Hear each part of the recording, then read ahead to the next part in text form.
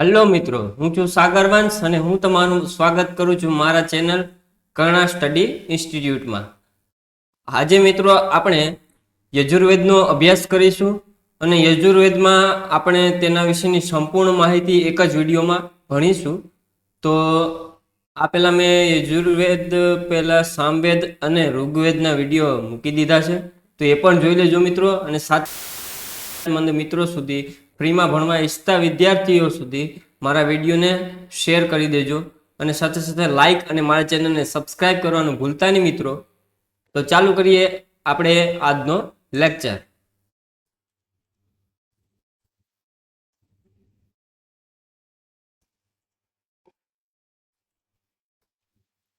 આપણે આજે ભણીશું યજુર્વેદ. યજુર્વેદમાં કુલ મંડળની સંખ્યા, એક જ મિનિટ, મિસ્ટેક થઈ ગઈ મિત્રો, સોરી.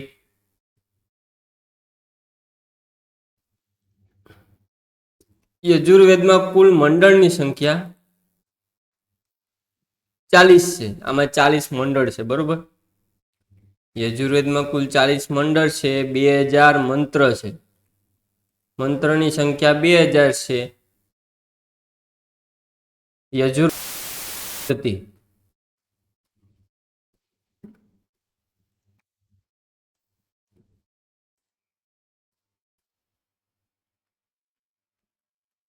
યજ્ઞ પદ્ધતિ યજુર્વેદમાં આપેલી છે. આ પહેલો એવો ગ્રંથ છે કે જે ગદ્ય અને પદ્ય બંનેમાં રચાણ.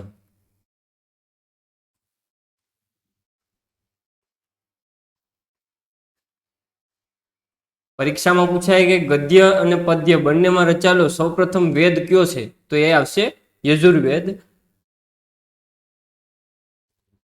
આ સૌપ્રથમ દુનિયાનો સૌપ્રથમ યજુર્વેદ દુનિયાનો સૌપ્રથમ ગદ્ય ગ્રંથ છે.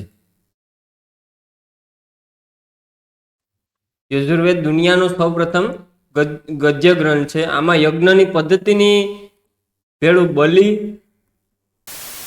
મહારાજો અને સાથે સાથે બીજા ઘણી બધી પ્રકારની બલિ દેવામાં આવતી એનું વર્ણન આપેલું છે. અને સાથે સાથે યજ્ઞમાં પાળવાના નિયમો, યજ્ઞમાં પાળવાના નિયમો. પરીક્ષામાં એમ પૂછાય તમને કે યજુર્વેદમાં બલિ અને યજ્ઞના પાળવાના નિયમોનો ઉલ્લેખ કરવામાં આવેલું છે. આ વિધાન સત્ય છે કે ખોટું છે, તો એ સત્ય આવશે, બરોબર.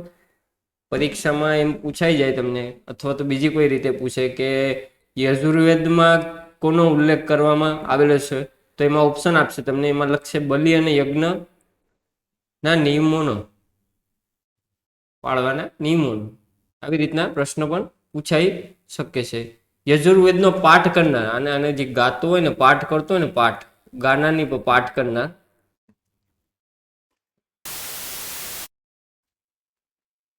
અને પાઠ કરનારને અધ્વર્યુ કહેવાય. પરીક્ષામાં આ બહુ પૂછાય છે કે જે આપણે યજુર્વેદનો પાઠ કરનારને શું કહેવામાં આવે છે, તો કે અધ્વર્યુ કહેવામાં આવે છે. આ યજુર્વેદના 2 ભાગ પડેલા છે, બરોબર. 2 ભાગ છે યજુર્વેદના, 2 ભાગ આવેલા છે. એમાં પેલું છે કૃષ્ણ યજુર્વેદ,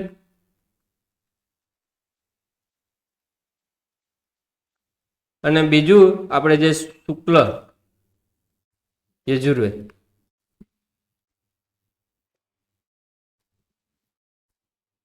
એમાંથી આ જે શુક્લ યજુર્વેદ છે ને, શુક્લ યજુર્વેદ,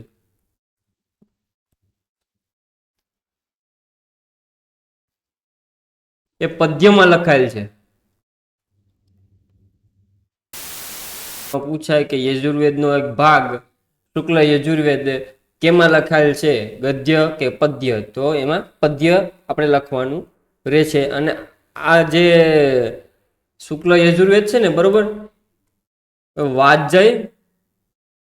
વાજસને, એક જ મિનિટ હો ભાઈ, લખવામાં ઉતાળ કરી જાવ ને એ નડે ભાઈ.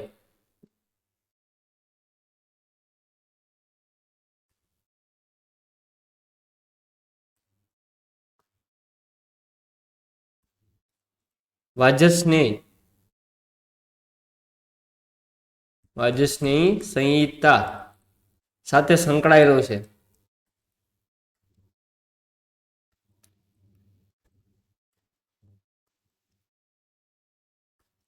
પરીક્ષામાં પૂછાય કે શુક્લ યજુર્વેદ કોની સાથે સંકળાયેલો છે, તો પરીક્ષામાં જે ઓપ્શન આપેલા હોય એમાં વાજસ્નેયી સંહિતા દર્શાવે એને આપણે ટીક કરીને આવવાનું છે. આ શુક્લ યજુર્વેદ ક્યાં આપણે ગદ્યમાં રચાયેલું છે કે પદ્યમાં, તો એમાં પદ્ય ટીક કરીને આવવાનું છે. પરીક્ષામાં એમ પૂછાય ગયું કે યજુર્વેદ ની આપણે કેમાં રચાયેલો છે, તો નીચેના માટે ઓપ્શન ટીક કરવાનું કે ગદ્યમાં, પદ્યમાં કે ગદ્ય અને પદ્ય બંનેમાં. તો આપણે ગદ્ય અને પદ્ય બંનેમાં ટીક કરીને આવવાનું છે. તેમાં મંત્રોની સંખ્યા, આપણે યજુર્વેદમાં મંત્રોની સંખ્યા પૂછાય તો 2000 ટીક કરીને આવવાનું છે. અને યજુર્વેદમાં જો મંડળ પૂછાય તો કુલ 40 મંડળ છે. બરોબર, 40 મંડળ આપેલા છે. યજુર્વેદના પાઠ કરનારને અધ્વર્યુ કહેવામાં આવે છે. યજુર્વેદમાં શેનો ઉલ્લેખ છે, તો કે બલિ અને યજ્ઞોના પાળવાના નિયમો, આનો ઉલ્લેખ યજુર્વેદમાં આપેલો છે. યજુર્વેદને કેટલી શાખા, તો કે 2 શાખા આપેલી છે. એક તો શુક્લ યજુર્વેદ અને બીજું કૃષ્ણ યજુર્વેદ. શુક્લ રીતે સંકળાયેલો છે. પેલું તો એ પદ્યમાં છે અને બીજું તેને વાજસ્નેયી સંહિતા સાથે સંકળાયેલો છે. યજુર્વેદ માં યજ્ઞની પદ્ધતિ પણ આપેલી છે. યજુર્વેદ એ દુનિયાનો સૌથી પ્રથમ એવો ગદ્ય ગ્રંથ છે. આ રીતે આપણે યજુર્વેદનો અભ્યાસ સંપૂર્ણ કરીએ છીએ. અને તમે મારા ચેનલને સબસ્ક્રાઇબ કરી દેજો અને સાથે સાથે જાણીતા મિત્રો અને દોસ્તો સુધી શેર કરી અને સબસ્ક્રાઇબ કરી શકો છો. અને ફ્રીમાં ભણવા ઈચ્છતા વિદ્યાર્થીઓ સુધી મારો સંદેશો પહોંચાડી અને આ ચેનલને ગ્રોથ વધારવા બદલ આપણે મહેનત કરીશું. જો તમે મારા ચેનલને સબસ્ક્રાઇબ કરીશો તો મને વિડીયો બનાવવામાં રસ વધારે જાગશે અને હું તમારા માટે આવી બીજી માહિતીઓ એકઠી કરીને લેતો આવીશ. અને સાથે સાથે સંપૂર્ણ જે આપણે અભ્યાસક્રમ છે કોમ્પિટિટિવ એક્ઝામ, એટલે કે ઓનલાઈન જેટલી પણ બધી એક્ઝામ લેવા એ આપણે પૂરો કરી દઈશું. આથી તમે મારા ચેનલને શેર કરજો, સબસ્ક્રાઇબ કરજો, લાઈક કરજો વિડીયોને અને વધુમાં વધુ લોકો સુધી પહોંચાડજો, જેથી કોઈ ગરીબ ઘરના છોકરાને ભણવા ઈચ્છતા હોય અને તેમની પાસે કોઈ પણ જાતનું બીજું કોઈ સામગ્રી લેવાના પૈસા ન હોય તો એ પણ ભણી શકે. આભાર મિત્રો, થેન્ક યુ.